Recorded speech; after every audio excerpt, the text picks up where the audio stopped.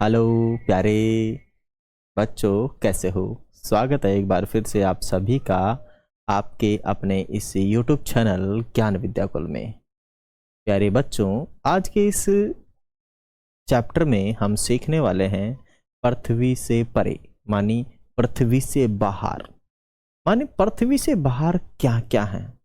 हम जिस पृथ्वी पर रहते हैं, क्या उसी में सब कुछ है या उससे बाहर भी कुछ है। वैसे हम जब पृथ्वी से जहाँ भी हम रहते हैं वहाँ ऊपर की ओर देखते हैं तो हमें बहुत सारे तारे, चंद्रमा और ये दिखाई देते हैं। आइए आज उनके बारे में भी थोड़ा जानें और सीखें कि पृथ्वी से परे क्या है और क्या क्या है। चलिए करते हैं बिना किसी देरी के हमारे इस चैप्टर को प्रारंभ। यदि आप लोग भी हमसे पहली बार जुड़ गए हैं तो चैनल को कर दीजिए सब्सक्राइब, लाइक और शेयर। चलिए, नुब्रा लद्दाख का एक रमणीय क्षेत्र है। नुब्रा, लुब्रा नहीं है, नुब्रा है ये, है ना। नुब्रा है, लद्दाख का एक रमणीय क्षेत्र है। यहाँ के एक गांव में 11 वर्ष की एक बालिका यांगडोल, मानी उधर के जो नाम है इसी टाइप के हैं, यांगडोल, और उसका जुड़ा भाई दोरजे, उसका जुड़ा भाई है दोरजे। ठीक है, तो ये लद्दाख का क्षेत्र है जहाँ पे लगभग काफ़ी समय तक बर्फ़ पड़ी रहती है और पहाड़ जो यहाँ के हैं, क्योंकि बर्फ़ के कारण यहाँ पे कुछ पेड़ पौधे हैं उग नहीं पाते हैं, तो पूरा का पूरा गंजा पहाड़ पड़ा हुआ है। ठीक है, लद्दाख का नुब्रा क्षेत्र, यहाँ पे लोग ऊँटों से घूम रहे हैं। चलिए आगे चलते हैं। उन्होंने उनके परिवेश के गगनचुंबी पर्वतों और हिमनदों में से प्रेम है। हिमनदों से प्रेम है। हिमनदों मानी जो हिम है, मानी बर्फ है, उनकी नदियों से प्रेम है। लेकिन जगमगाते तारों से भी रात्रि आकाश को देखना उन्हें सबसे अधिक प्रिय है। नुब्रा में मौसम लगभग बादल रहित रहता है। यहाँ वायु प्रदूषण एवं प्रकाश प्रदूषण न के बराबर होने के कारण रात में आकाश बहुत स्पष्ट दिखाई पड़ता है। यांगडोल और दोरजे एक के बाद एक कई रातों तक तारों का अवलोकन करते हैं और असीम विस्मय का अनुभव करते हैं। बचपन से ही यांगडोल एवं दोरजे अपने परिवार के बड़े सदस्यों से तारों के, यह है लद्दाख के एक अत्यंत अंधेरे स्थान से रात्रि का सौंदर्य से संबंधित रोचक कहानियां सुनते आए हैं। उन्होंने सुना है कि प्राचीन काल में साफ आकाश के कुछ विशिष्ट तारे नुब्रा से होकर जाने वाली कारवा के लिए दिशा सूचक का काम करते थे। दोनों बच्चे सोचते रहते हैं कि तारे न जाने कितने बड़े हैं और कितनी दूर है।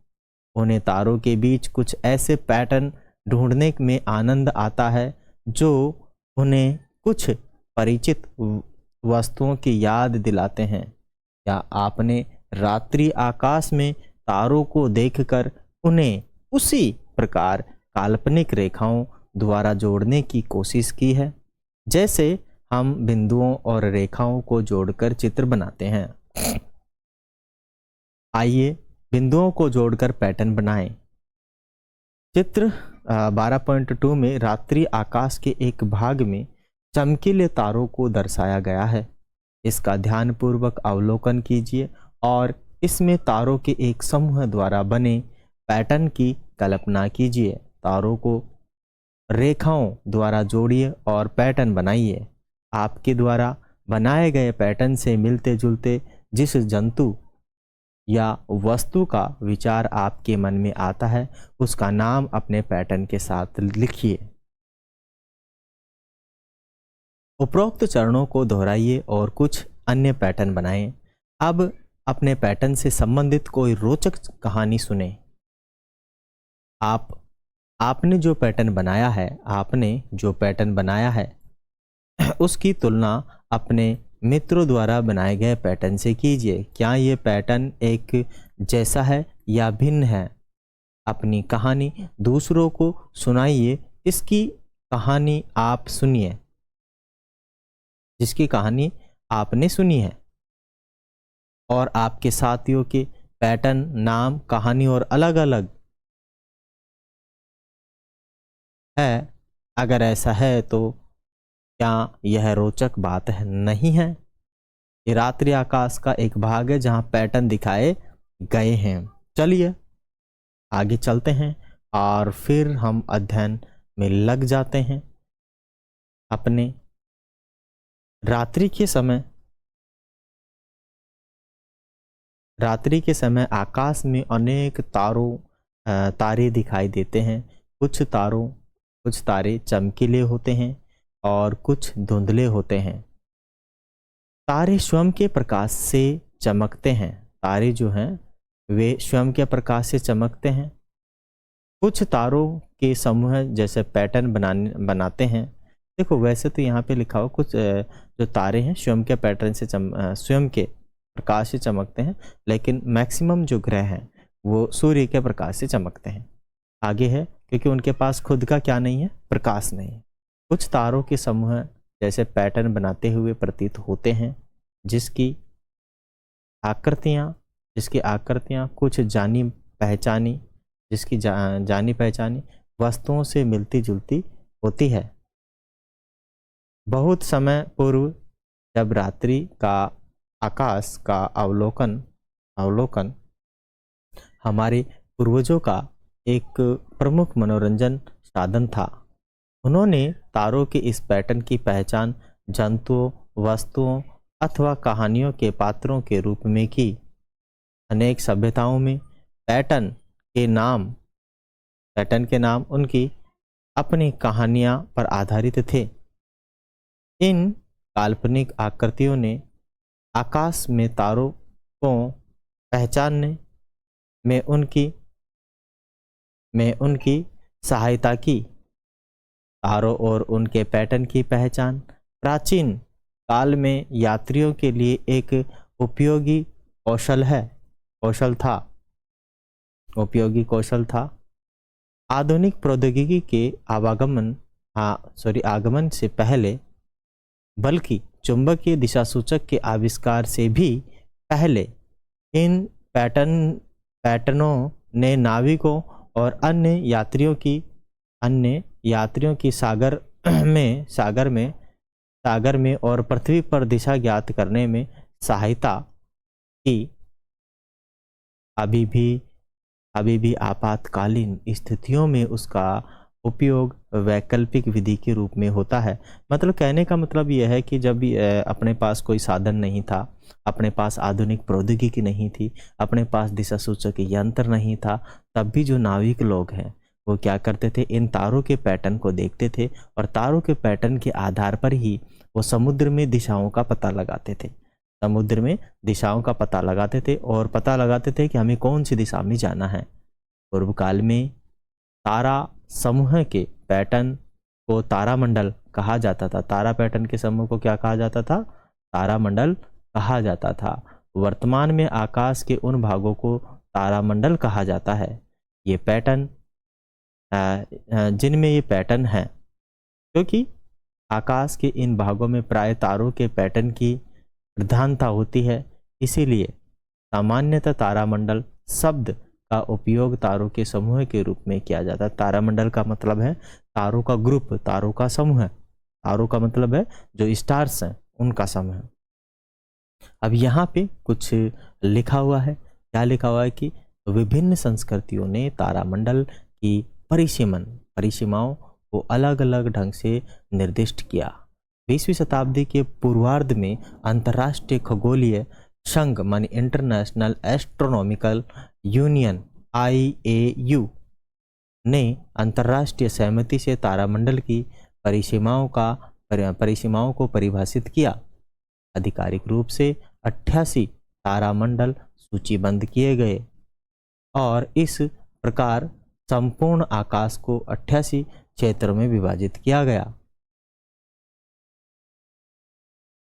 88 क्षेत्रों में क्या किया गया, विभाजित किया गया।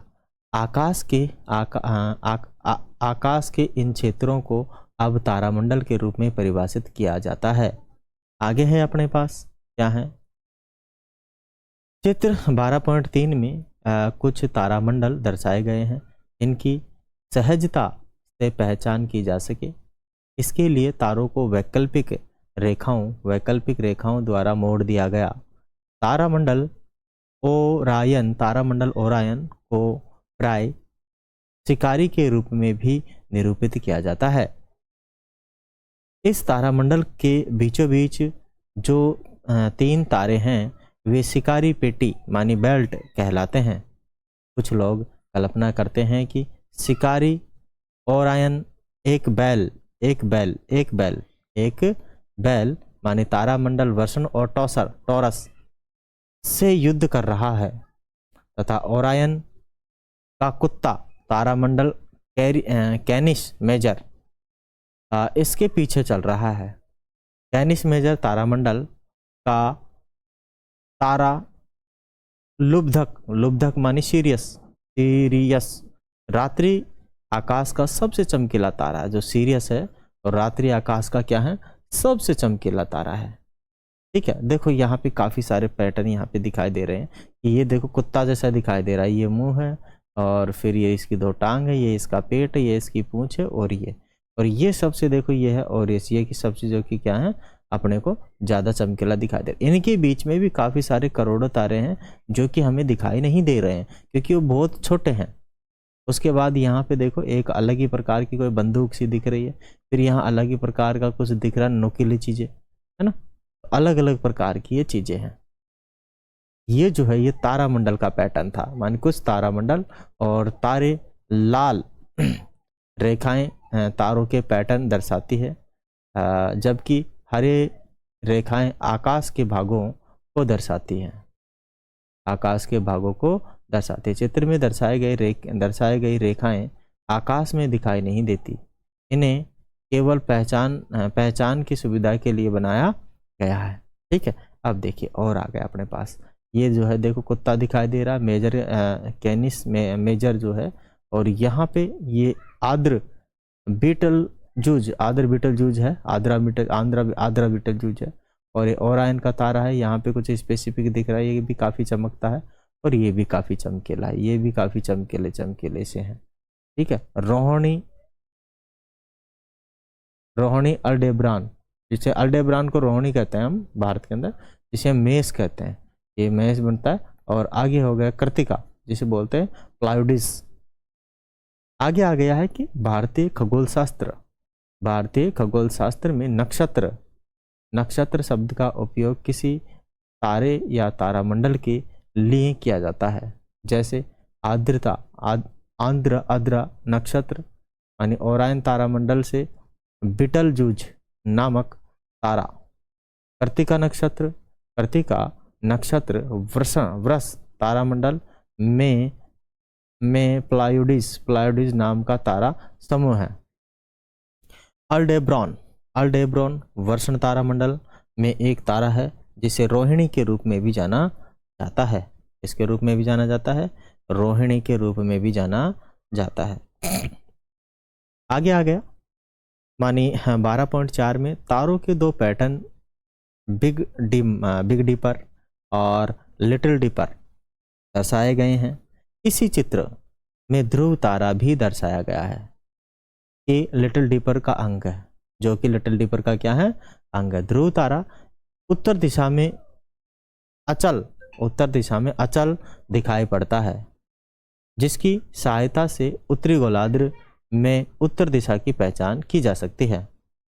ठीक है ना, यहाँ पे ध्रुव तारा दिखाई देगा, है ना, शायद ध्रुव तारा जो यहाँ पे है, ओके, ये दिखाई दे रहा है, ये भी काफी चमकीला और ये उत्तर दिशा की पहचान कराता है कि भाई उत्तर दिशा इधर की तरफ है। आगे आ गया बिग डिपर तारा मंडल अर्सा मेजर का अंग है, जबकि लिटिल डिपर तारा मंडल अर्सा माइनर में है। भारत में बिग डिपर को सप्तऋषि के नाम से भी जाना जाता है, सप्तऋषि के भी नाम से जाना जाता है। और पॉल स्टार यानी तो पॉल स्टार को ध्रुव तारा कहते हैं, पॉल स्टार को भी क्या कहते हैं, ध्रुव तारा कहते हैं। आगे आ गया, आगे है कि big deeper, big deeper, little deeper एवं ध्रुव तारा चित्रों में दिखाई गई रेखा आकाश में दिखाई नहीं देती। इन्हें केवल पहचान के लिए बनाया गया है। इन्हें केवल किसके लिए बनाया गया है, पहचान के लिए। आगे है तारामंडलों में तारा के साथ जुड़ी अन्य क्षेत्रीय कहानियां अतिरिक्त भारत के अनेक वनवासी समुदायों एवं जनजातियों की भी उनके संबंध में अपनी स्वयं की कहानियां हैं। उदाहरण के लिए सप्तऋषि के वे 4 तारे जो लगभग एक आयत जैसी आकृति बनाते हैं। मध्य भारत की जनजातियां उन्हें दादा दादी की चारपाई के रूप में भी देखती हैं। ऐसा मानती है कि 3 चोर इसे चुरा रहे हैं। कोंकण तट के मछुआरे इन्हीं 4 तारों की कल्पना एक नाव के रूप में करते हैं, जिनके अंतिम में 3 तारे एक नाव की ग्रीवा है। अंतिम में 3 तारे एक नाव की क्या है, ग्रीवा है। सवाल आ गया कि हम रात्रि आकाश में इनमें से कुछ तारामंडल की पहचान कैसे कर सकते हैं, चलिए करके देखते हैं इनकी पहचान। रात्रि में अवलोकन, रात्रि आकाश का अवलोकन, रात्रि में जो आकाश का अवलोकन करते हैं, काफ़ी सारे हम तारों को देखते हैं, ठीक है। कभी कभार बादल आ जाते हैं तो उनको भी देखते हैं, और बादल नहीं होते हैं तो तारामंडल दिखाई देता है, अन्यथा दिखाई नहीं देता, क्योंकि तारामंडल बाद में है। पहले अपने को क्या दिखाई देता है, पहले अपने को दिखाई देता है अपना आकाश, क्या बोलता है ना, बादल, ठीक है। यदि रात आकाश में बादल न हो तो वहाँ बड़ी संख्या में तारे दिखाई दे सकते हैं। दूसरी ओर यदि आप किसी बड़े नगर में रहते हैं तो आप पाएंगे कि आकाश कभी कभार ही साफ होता है, रात्रि आकाश में केवल कुछ तारे ही दिखाई देते हैं। यह प्रकाश प्रदूषण, धुएं और धूल की विद्युमता के कारण होता है। रात्रि के समय अत्यधिक कृत्रिम प्रकाश की उपस्थिति को प्रकाश प्रदूषण कहा जाता है। गांव अथवा उन क्षेत्रों में जहां प्रकाश प्रदूषण कम होता है, वहां बड़ी संख्या में तारों जैसे देखे जा सकते हैं। यह भी हो सकता है कि उसका घर ऊंचे भवनों और वृक्ष से घिरा हो, जिसके कारण आपका अधिक बड़े क्षेत्र का अवलोकन कर ही नहीं पाते हैं। रात्रि आकाश का सर्वोत्तम अवलोकन खुले और अंधेरे स्थानों पर किया जा सकता है। अब अपने पास आ चुका है, क्या आप जानते हैं ये मानी विश्व स्तरीय प्रकाश प्रदूषण में वृद्धि हो रही है। अतः रात्रि प्रकाश के पिंडों एवं अध्ययन एवं अवलोकनों के आनंद में कमी आती जा रही है। विश्व भर में कुछ अंधेरे आकाश वाले संरक्षित क्षेत्र एवं उद्यान स्थापित किए गए हैं। इस संरक्षित क्षेत्र में उद्यान हेतु आकाश में अंधेरा बनाए रखने के लिए प्रकाश प्रदूषण नियंत्रित किया जाता है। कुछ संगठन प्रकाश प्रदूषण के संबंध में लोगों को शिक्षित करने का काम करते हैं। आ जाओ, आगे है सभी तारामंडल पृथ्वी के सभी स्थानों से और वर्ष की प्रत्येक रात में दिखाई नहीं देते। उदाहरण के लिए ध्रुव तारा पृथ्वी के दक्षिणी गोलार्ध में नहीं दिखाई दे सकता। किसी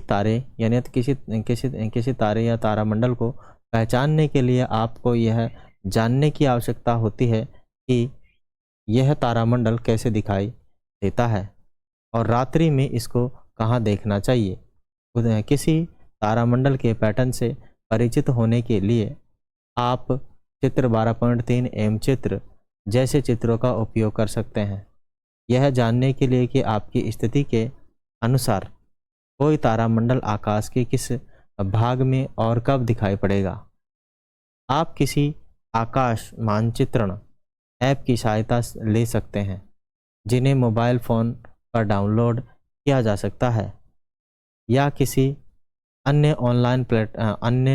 ऑनलाइन संसाधन का उपयोग भी कर सकते हैं।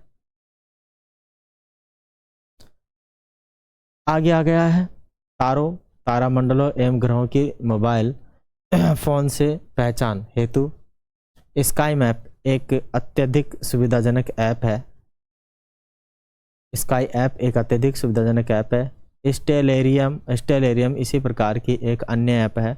स्टेलेरियम का उपयोग कंप्यूटर रूपांतरण अनेक विशेषताओं युक्त और इसे निःशुल्क डाउनलोड किया जा सकता है।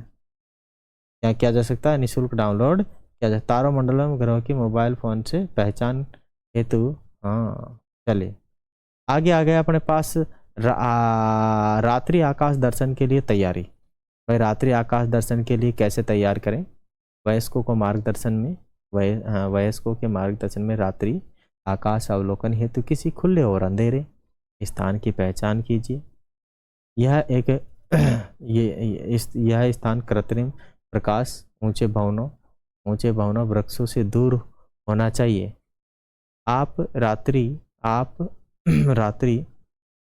आकाश में जिस पिंड का अवलोकन करना चाहते हैं उसी के अनुसार तिथि एवं समय का चयन कीजिए। एक ऐसी रात का चयन कीजिए जिसमें आकाश में न तो बादल हो और न ही चंद्रमा दिखाई दे रहा हो, विशेषकर तब जब आपको ध्रुव तारा देखना हो, क्योंकि ध्रुव तारा बहुत ही चमकीला तारा नहीं है, बहुत चमकीला तारा तो नहीं है, लेकिन आकाश के मानचित्र से युक्त कोई मोबाइल ऐप अथवा जिन तारामंडलों को आप देखना चाहते हैं उनकी आकृतियों के प्रिंट आउट अपने पास रखना उपयोगी होगा। दिशाएं ज्ञात करने के लिए एक चुंबकीय दिशासूचक तथा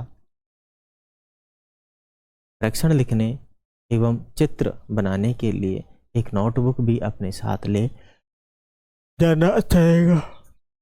सॉरी। नियत दिन एवं समय पर किसी वयस्क के साथ उस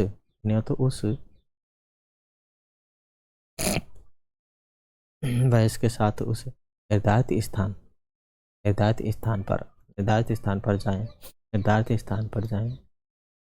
स्थान पर जाएं जहां रात्रि आकाश का अवलोकन करना है।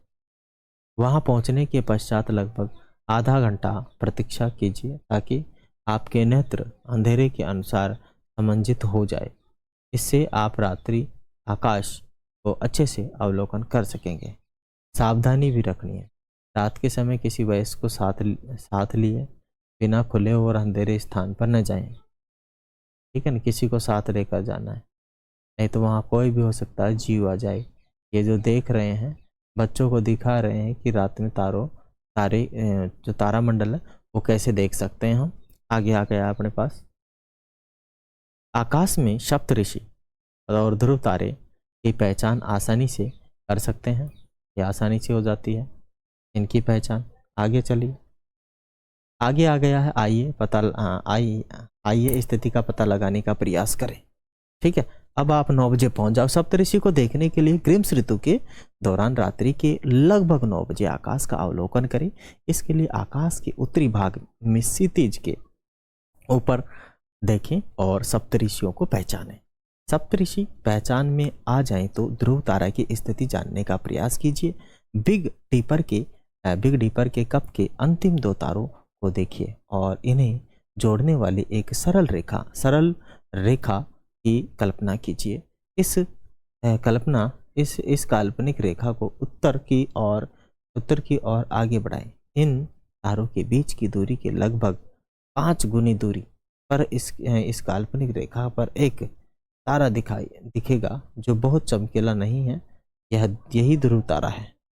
इसी प्रकार आप रात्रि समय में चमकीले तारे, तारामंडल, ओरायन, इसमें लुब्ध तारे की पहचान की जा सकती है। आइए पहचानने का प्रयास करें। क्या पहचानने का प्रयास करते हैं? आइए ये पहचानने का करें प्रयास। मानी भारत में ओरायन से ज़्यादा अच्छी तरह दिसंबर से अप्रैल महीने में सूर्यास्त के बाद देखा जा सकता है। अतः इसी दौरान देखिए। ओरायन के लगभग बीच में एक छोटी सी सरल रेखा में तीन चमकदार तारे स्थित हैं, जिनकी कल्पना शिकारी की बेल्ट के रूप में की जाती है। अब पहले इन तीन तारों को पहचानिए, क्योंकि ओरायन तारामंडल की पहचान का यह सबसे सरल विधि है। कौन सी विधि है? सरल विधि है। एक और अपने ओरायन को पहचान लिया तो इसके पास स्थित अत्यंत चमकदार और लुब्धक को पहचानना आसान हो जाएगा। पहचानना क्या हो जाएगा? आसान हो जाएगा। आइए अब हम कल्पना करते हैं हमारे सौर परिवार मानिए जो अपना सोलर सिस्टम है उसकी, जिसमें आ गया सबसे पहले सूर्य, जो कि केंद्र के अंदर है। सूर्य एक तारा है और सबसे बड़ा तारा है, यह हम मानते हैं। यह हमारे सबसे निकट का तारा है। यह गैसों का एक अत्यंत गर्म गोला है। गर्म गोला। सूर्य अत्यधिक प्रकाश में ऊर्जा उत्सर्जित करता है और यही कारण है कि यह इतना चमकदार होता है। सूर्य ऊष्मा एवं प्रकाश दोनों उत्पन्न करता है। ऊष्मा और प्रकाश दोनों क्या करता है? उत्पन्न करता है। तो ये देखो सूर्य अभी सीधा आकाश का गोला दिखाई दे रहा है, ठीक है। पृथ्वी से कई गुना बड़ा है, 100 गुना बड़ा है लगभग पृथ्वी से। मतलब पृथ्वी जैसे 100 ग्रह बनाए जा सकते हैं। तो सोचो कितना व्यास होगा। सूर्य कितना विशाल है, व्यास में यह पृथ्वी से लगभग 100 गुना बड़ा है। फिर भी यह इसमें इतना छोटा दिखाई देता है क्योंकि यह पृथ्वी से बहुत अधिक दूरी पर है। उदित सूर्य जो सुबह सूर्य उगा है उसकी यहाँ पे फोटो दिखाई गई है। चलिए, मुझे लग रहा है मुझे नींद आ रही है। चलिए, पृथ्वी से सूर्य की दूरी लगभग 15 करोड़ किलोमीटर। कितने करोड़ किलोमीटर है?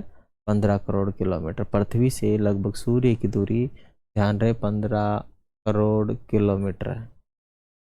यह दूरी एक खगोलीय मात्रक में एस्ट्रोनॉमिकल यूनिट या एयू, एस्ट्रोनॉमिकल यूनिट, एयू का मतलब क्या है? एयू माने एस्ट्रोनॉमिकल यूनिट होता है एयू।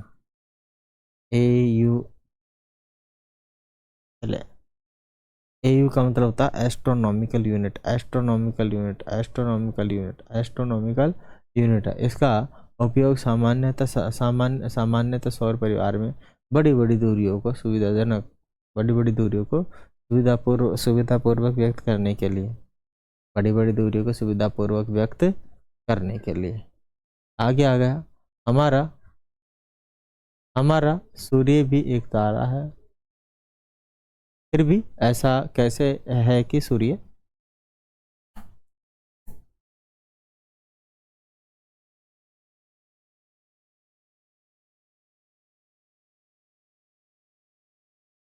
चलिए, फिर भी ऐसा कैसे है?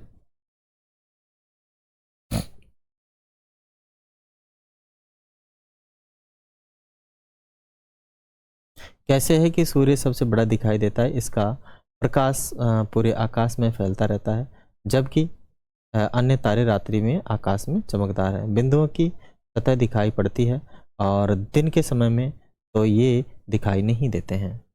सूर्य के बारे में भी अब जानें कि सूर्य को आकाश का सबसे अधिक चमकीला पिंड और पृथ्वी पर प्रकाश एवं ऊष्मा का स्रोत होने के कारण अधिकांश प्राचीन सभ्यताओं में देवताओं के रूप में प्रतिष्ठित किया गया है। सूर्य द्वारा प्रदान की गई ऊष्मा पृथ्वी को ऐसा ताप पर बनाए रखती है जिस पर जीवन संभव हो जाता है।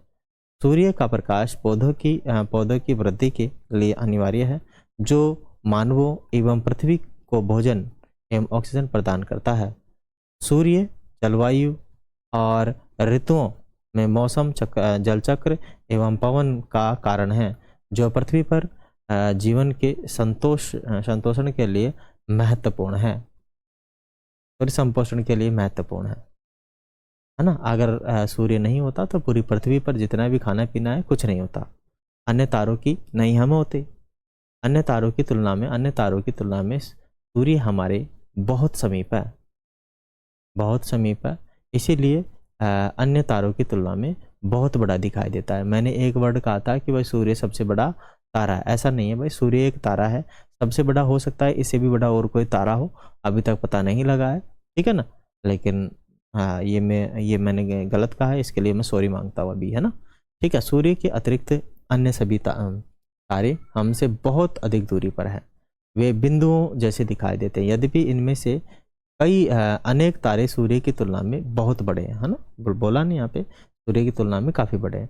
दिन के समय में सूर्य की चमक के कारण यह तारे देख पाना संभव नहीं होता। माने सूर्य का प्रकाश इतना खतरनाक होता ना, ये दिखाई नहीं देते बेचारे तारे। सूर्य के बाद हमारे सबसे निकट का तारा प्रॉक्सिमस सेंटोरी, प्रॉक्सिमस सेंटोरी सूर्य के बाद है ना, प्रॉक्सिमस सेंटोरी, जो कि लगभग कितना है 2,69,000 AU एस्ट्रोनॉमिकल यूनिट की दूरी पर है। इसका तात्पर्य है कि इसकी दूरी सूर्य से लगभग 26,09,000 गुना है। आइए, आकाश में अन्य अनेक पिंड विद्यमान है। इनमें से कुछ पिंडों के साथ हमारी पृथ्वी और सूर्य मिलकर सौर परिवार निर्माण करते हैं। इनमें से अधिकांश पिंड सूर्य के चारों ओर घूमते हैं। किसी पिंड का सूर्य के चारों ओर घूमना परिक्रमण कहलाता है। क्या कहलाता है? परिक्रमण कहलाता है। आगे ग्रह क्या आ चुके हैं? ग्रह आ चुके हैं। ठीक है, इस वाले चैप्टर को हम 2 भागों में कंप्लीट करेंगे। अभी हम यहाँ तक कंप्लीट कर देते हैं, आगे बचे हुए भागों को अगले वाले के अंदर कंप्लीट करेंगे। क्योंकि अभी मुझे फील हो रहा है जैसे बहुत ज़्यादा नींद आ रही है, मैं अच्छे से पढ़ नहीं पा रहा हूँ इसको, ठीक है ना। तो बाकी को हम आसानी से पढ़ेंगे, काफ़ी समय लेके पढ़ेंगे। वीडियो अच्छा लगे तो वीडियो को लाइक कर दें, शेयर कर दें और सेकंड भाग का इंतजार करें। Thanks for watching. जय हिंद, वंदे मातरम।